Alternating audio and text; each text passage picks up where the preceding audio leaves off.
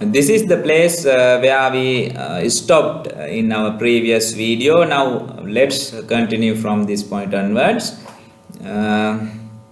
Now we have run your program and click the button on your form. You should see a message appear. Okay, now let's this is the project from our previous video. Now let's start it.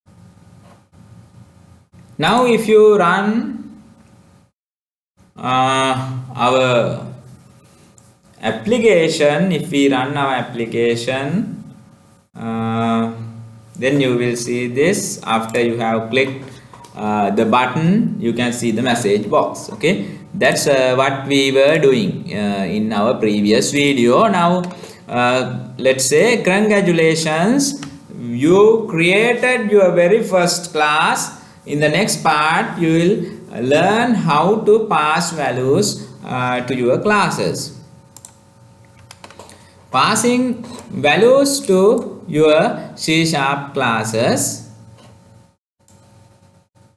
The message that displays in the previous lesson is just happy birthday, but what if you wanted the name of a person as well? Happy birthday Shahid, okay, something like that. If you want it, what you need is a way to pass information over to your classes.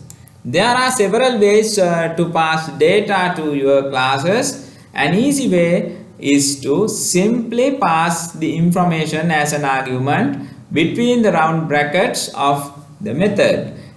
Change the method in your class to this. The new additions are in bold. Okay, so now let's include. Now as a parameter, we add this given name variable, and after that we return happy birthday. We use the concatenation operator in strings. Now you have studied about strings in C#. So now here we simply go to this one, and here string given name, and here we happy birthday, and we need a space, so we put a space here and plus given name.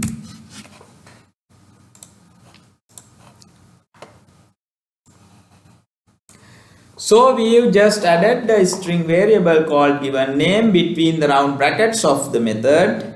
We then use this in the code.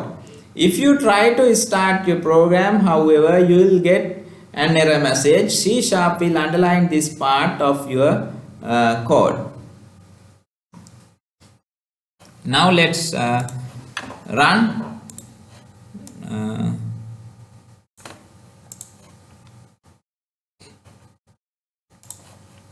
If you try to start the program, there were build errors. Would you like to continue and run the last successful build? It asks. Okay, then let's say no.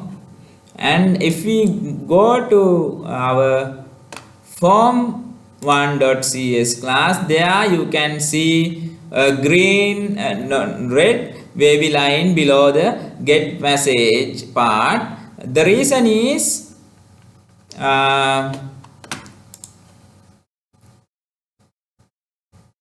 now in our happy birthday class we have our method has a parameter, a string parameter.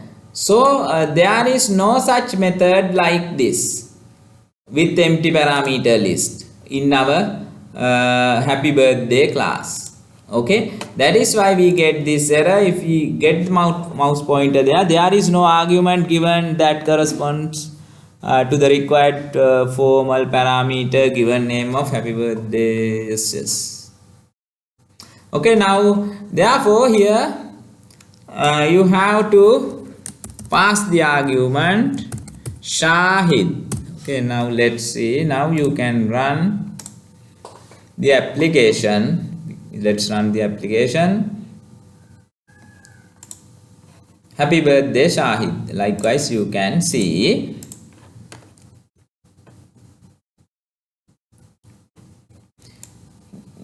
because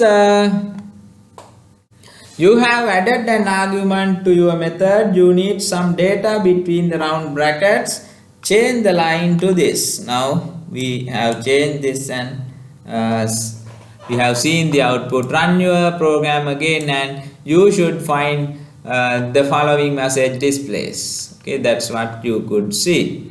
So you are just passing data to your method in the normal way. However, we set the method up to be public.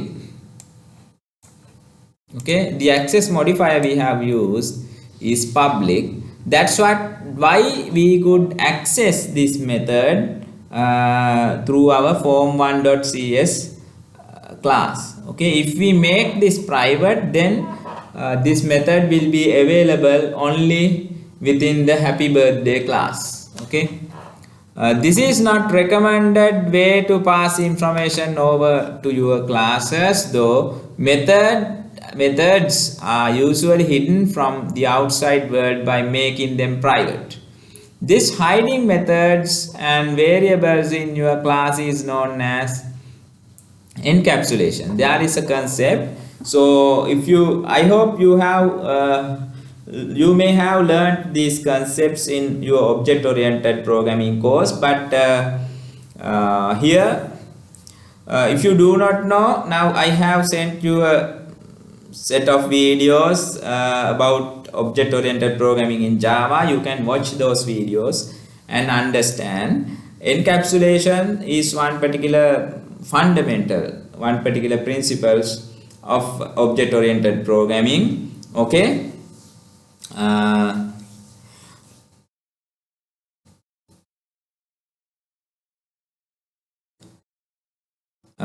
then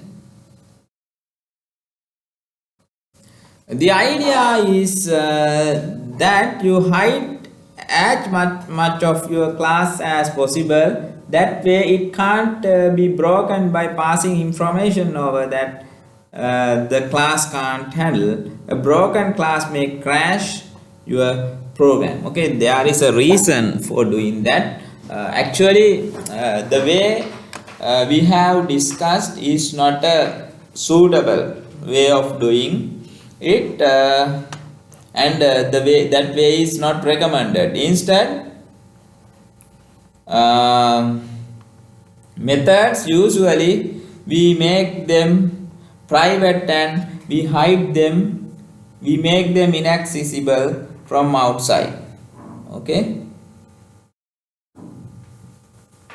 this hiding, the process of hiding, we call it as encapsulation. Encapsulation means something like that. We put into a capsule. Okay, we put into a capsule. Okay, so that is the meaning of encapsulation. The idea is that you hide as much of your class as possible. That way it can't be broken by passing information over that the class can't handle. A broken class may crash your program. Okay, that is the reason. So change the first line of your method to this. Try to run your program and you will get an error. So now let's make our method private. Okay, that means making it private means it is visible, it is accessible only within the happy birthday class. Okay, now in the code we have,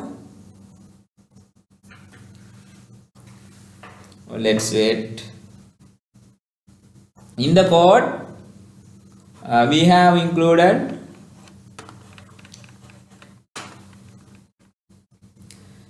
we try to access it through the form1 class. Okay, it is not possible because get message method is private. And now let's try to run, and it says there were build errors are there. Okay, would you like to continue and run the last successful build? You can simply put no. And now if you get the mouse pointer here, due to its protection level, happy birthday class is inaccessible. Now let's see.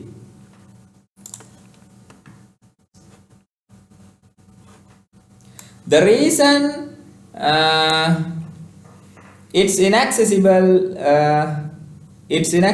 is because you made it private, so it can't be seen from outside of its own class. If that's the case, then how can you pass values over? The answer is to set up a property instead. We'll do that in the next lesson. In Java, you have learnt about setters and getters. I don't know whether you have still learnt it or not. You may not have learnt it yet, but in future in OOP course you will learn it. Then here for setters and instead of setters and getters, here we have properties. Then let's see how to add properties to your C# classes. Adding properties to your C# classes. You've been using properties a lot throughout this book. Setting the text property for a text box, setting size properties, setting font properties, etc. The way you did it in the code was like this. Okay, now properties. You have already seen properties. Then you select a button, then go to the properties window and change its properties. Button, let's say the name of the button is button 1, then button 1 dot text. Okay, button 1 likewise button 1 dot name. Likewise we can change the properties. So if you are going to change the text property using the properties window, you can do that. In the code, if you are doing that, it should be like this. The text property of the text box, we change it to this. Then when after you have run your program, you will see this my text string inside your text box 1. Okay, so the object is called textbox1. This textbox1 object has a property called text. To set a value for the text property, you are typing a string between double quotes and after an equal sign. Okay, so now what you should understand is this text is a property. Okay, now let's see how can we create our own properties.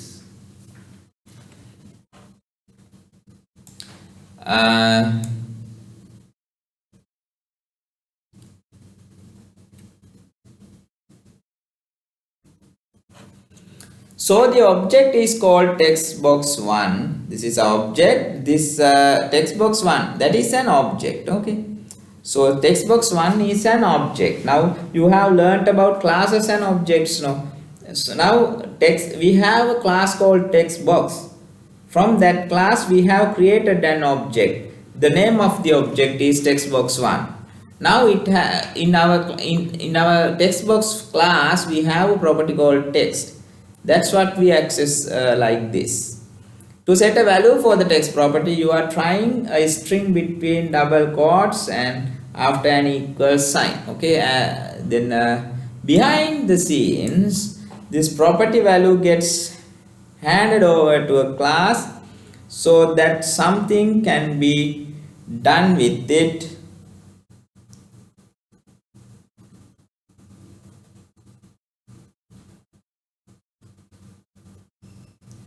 Okay. C#.NET allows you to set up your own properties so that they can be used the same way. Let's see how it's done. The only thing you have in your class at the moment is a private method. The only thing you have in your class at the moment is a private method.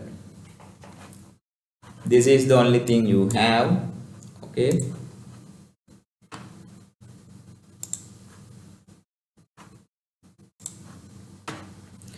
This method can't be seen from the outside world, but that doesn't mean that it can't be used inside of the class.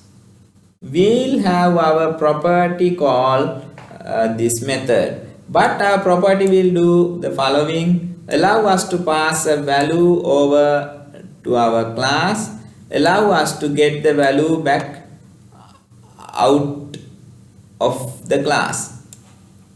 The easy way to add a property to your class is via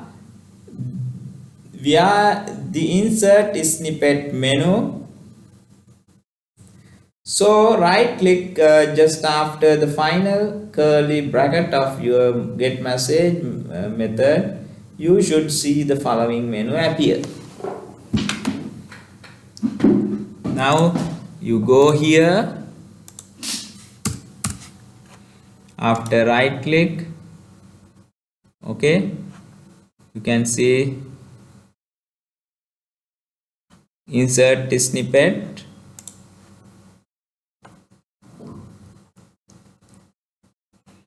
This is a little bit different because this is about an older version of Visual Studio, but I am using the latest one, Visual Studio 2019. Therefore you will see it like this, snippet, insert snippet. Okay, likewise now you can get this. Okay, then select insert snippet to see the following. Community 2017 user should get snippet, insert in snippet from the menu rather than insert snippet. Okay, understood. Double click C# to see the menu below. Okay, now here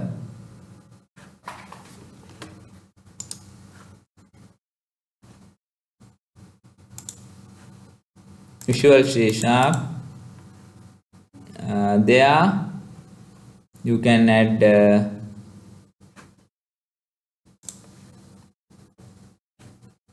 Proffull.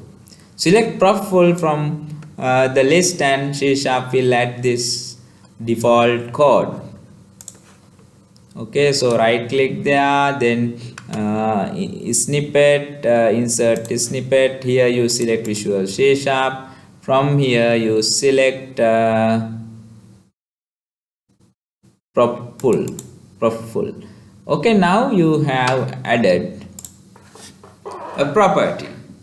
Added a property to your code. So now let's see this.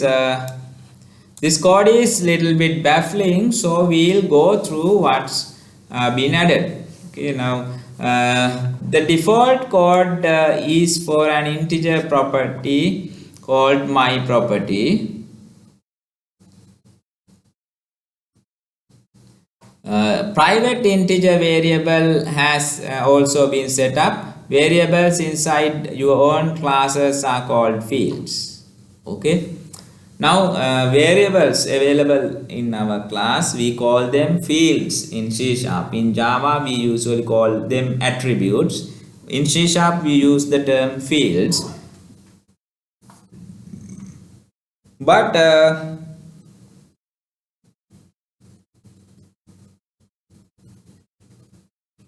yes, now code snippet means now we have added this. We have to change this so that it is compatible with our own code. Okay, so That is why we say this course rapid application development. You can add snippets like this and speed up the development process.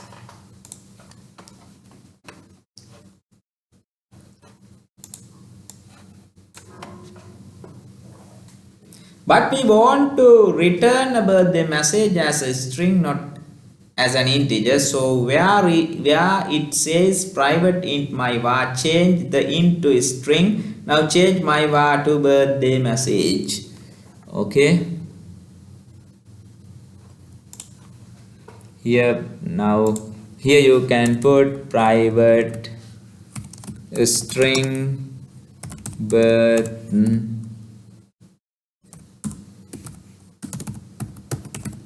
Okay, birthday message.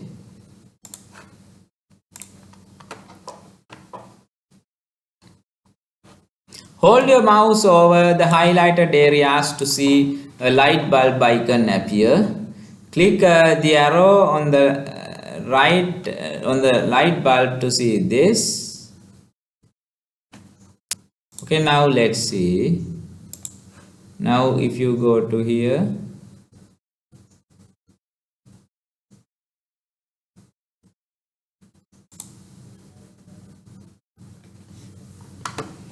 okay, now if you go to here, now we have changed our variable name to birthday message.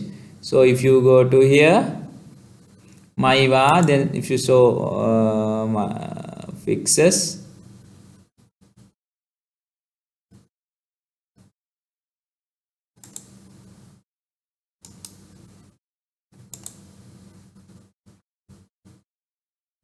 okay, anyway,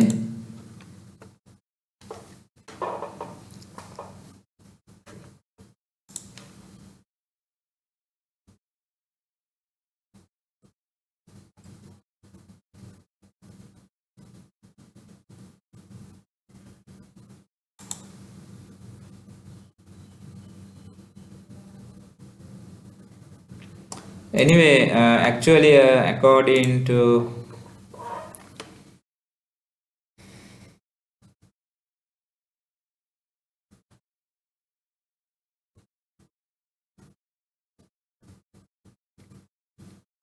now here when you get this your light bulb, here it should show some hint, but in this IDE I do not see it. Anyway, let's just say instead of myvar variable, now you have to put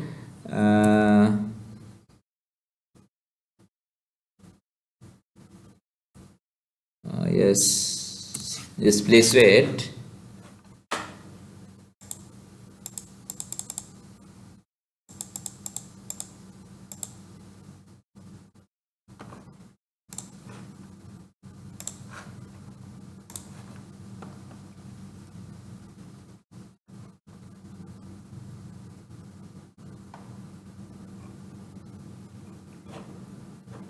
Click on rename myvar to birthday message. All occurrences of myvar variables will then be renamed to birthday message. That can be done, but for the time this time the IDE is not properly showing that. Anyway, where it says public int my property, change into string. Here into string.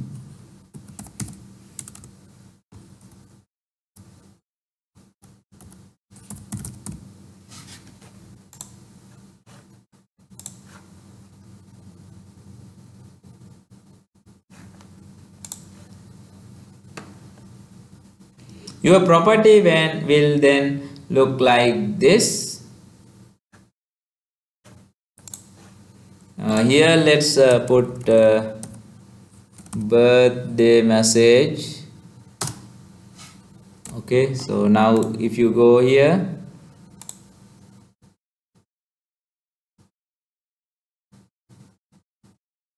anyway, let's change it manually. Birthday message. Okay, likewise you can get it.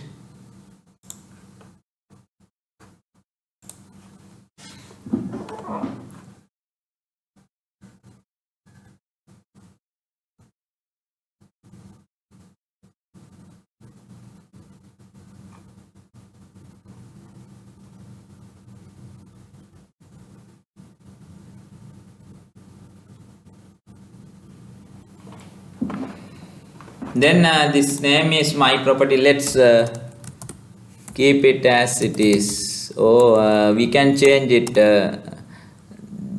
Our variable is birthday name. Usually we birthday message. Okay, message. That's what usually we do.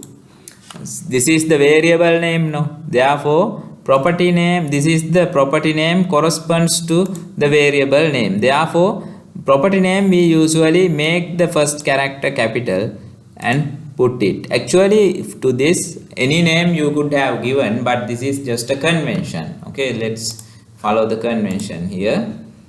Then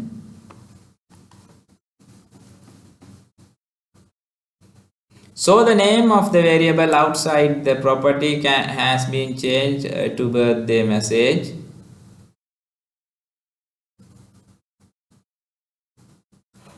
This means that the variable will now be visible from everywhere in the class.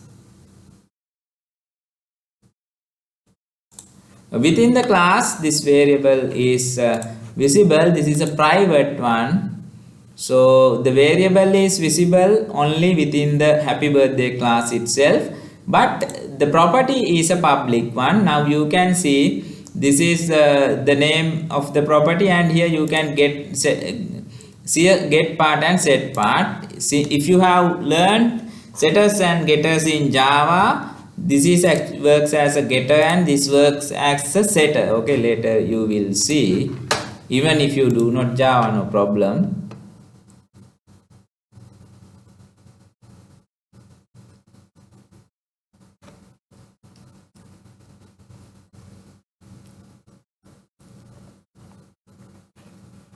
This means that the variable is the structure of the property itself though is this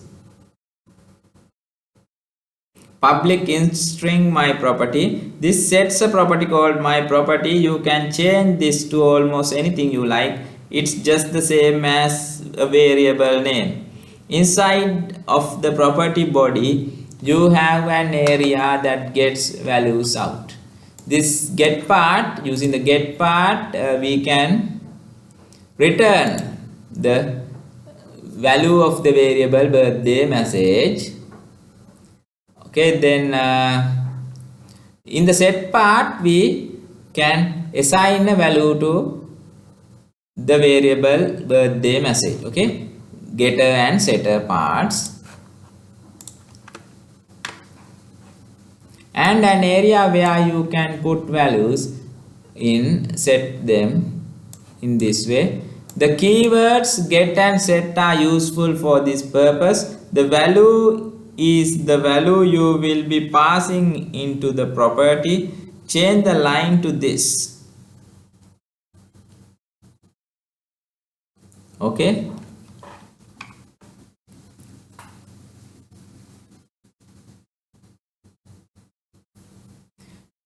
Instead of here we put get message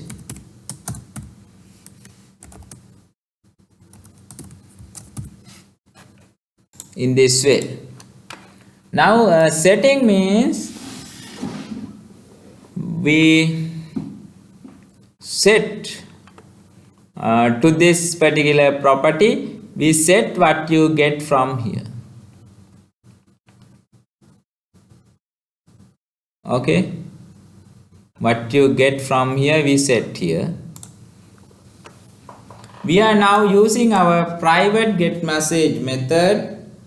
The value being handed over to our method will be the value that gets handed over to the property. Okay. Now you can see here, now the value we handed over through the birthday message will be passed to get message method. Okay, so here Now later you will understand this, not a difficult thing. If you only need to hand values over and not get them out, then just use the set part. This is known as write only property. If you just want to get values out, then just use the get part. The property will then be read only. Now you can see in this property you have both get and set parts. If you need to only get the values, then we can have only the get part. If you want to need only to set values, then we can only use the set part. Anyway, if you only have the get part, we can read values only, we cannot write. Therefore such kind of a property we call it a read only property. If you have only the set part, such kind of a property we call it a set write only property. Okay, now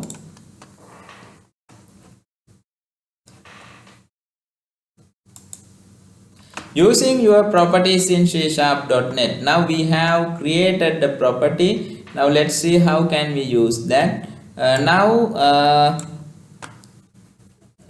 that you set up a property in your class, you can put it to use. First, comment out any code for your first button, place a new button on your form, double click the button to get at the code.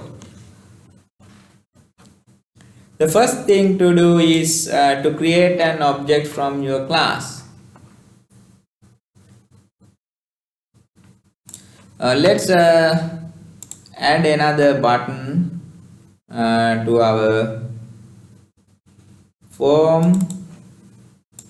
Then let's double click on it. Okay,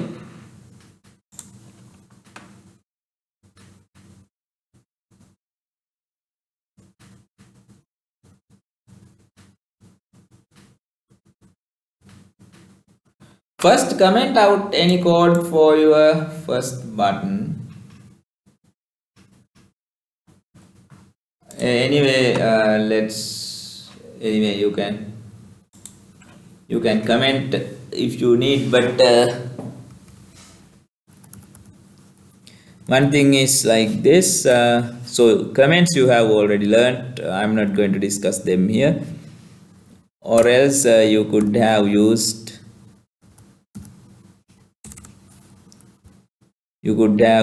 this one. Okay, anyway, if we do not click the button, no harm whether you have this code commented or uncommented, no harm. Anyway, here what we are going to do is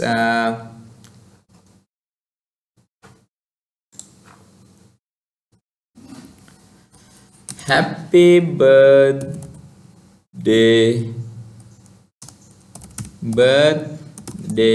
message.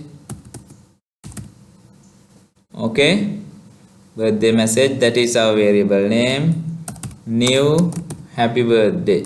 Now we have created an object. From happy birthday class, and the memory location of the object we have stored in birthday message variable. In the above code, we have created the happy birthday object and called it birthday message. To pass something over to your new property, you use dot notation. So type birthday message followed. And there is the property you set up. The name of the property is my property. That, however, is the default name. You can call your properties almost anything you like, just as you can with variables. Here I actually changed the property name to birthday message. Okay, so now here birthday message dot, this is the property. Now you can see here this symbol you can see here. When you see the properties of your controls, if you can remember the text property of the button or something like that, you have seen the same symbol. Okay, same symbol. Then birthday message. Okay, birthday message. Now we have access the property. It's possible to access because the property is public. Property is public, therefore it is accessible. We can access it. Double click your property to add it to your code. To pass something in, you need an equal sign followed by the information you want to pass to your property. Then here what you do is we put here Shahid. Okay, in this way we put it. Now what happens here is this one becomes the value. Shahid, this one becomes the value because we are using the set part, becomes the value here. Then get message method is invoked. So get message method will be invoked with the value Shahid. Okay, so this will be displayed then. Okay, in the above code we are passing the text Shahid to our property. To get something back out from our property, the syntax is this. Okay, in order to use it as a getter, this is the syntax. You get it like this. After the equal sign, you need the name of your object, then type a dot. The intelligence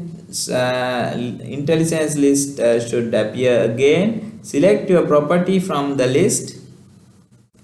End the line with the usual semicolon. So add the following lines to your code.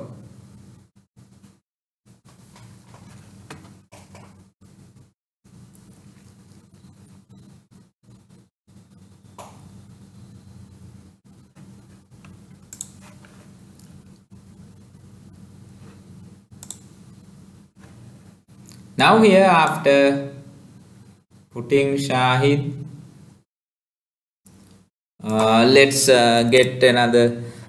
create another string variable called return message. Okay, return message. Now return message birthday message dot birthday message. This is the name of our property because I changed my property to birthday message. Okay, now you can see this. Okay, so now you can see this. Now here you have used the set part. You have used the set part of the property. Using that you have assigned a value. Then now this is the get part. Using the get part. Okay, so here we use the same property, and in this way we can get it.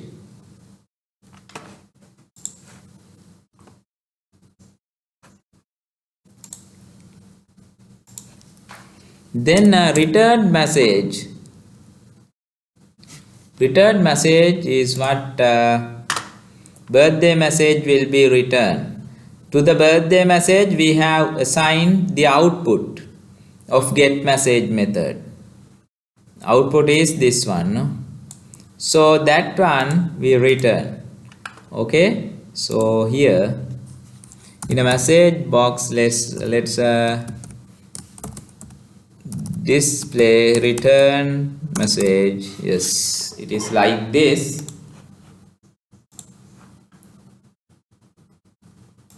Now let's run and see.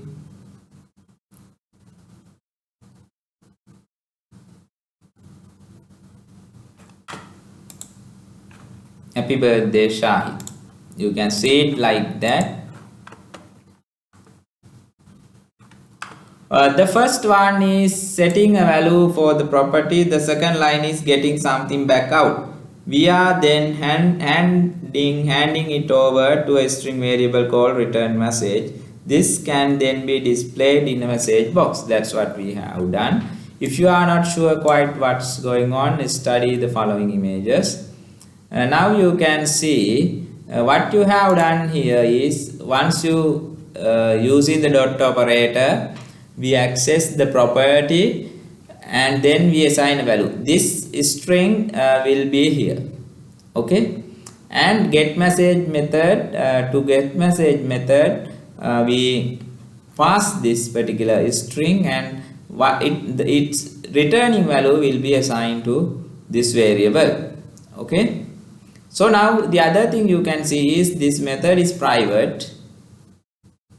This method is private, but this one is this property is public. This is a better way of doing that. Rather than making the methods public, it's better you keep the methods private, methods and fields private, then use properties to access. Through properties, via properties we access the members in a class. The image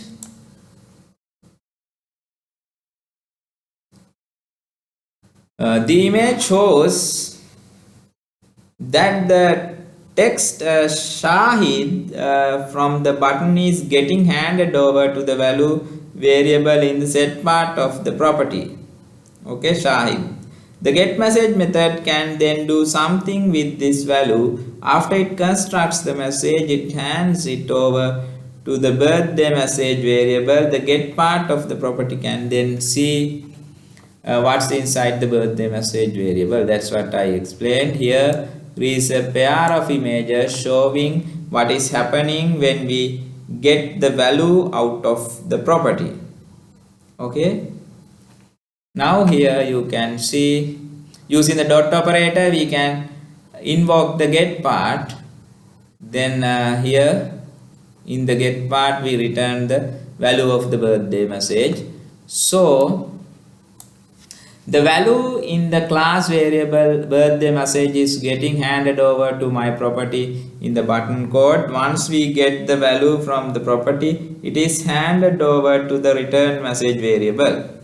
Okay, in the next lesson you will learn about class constructors. Therefore in the next video let's discuss about class constructors, and that's all. That's the end of this video, and thank you for watching.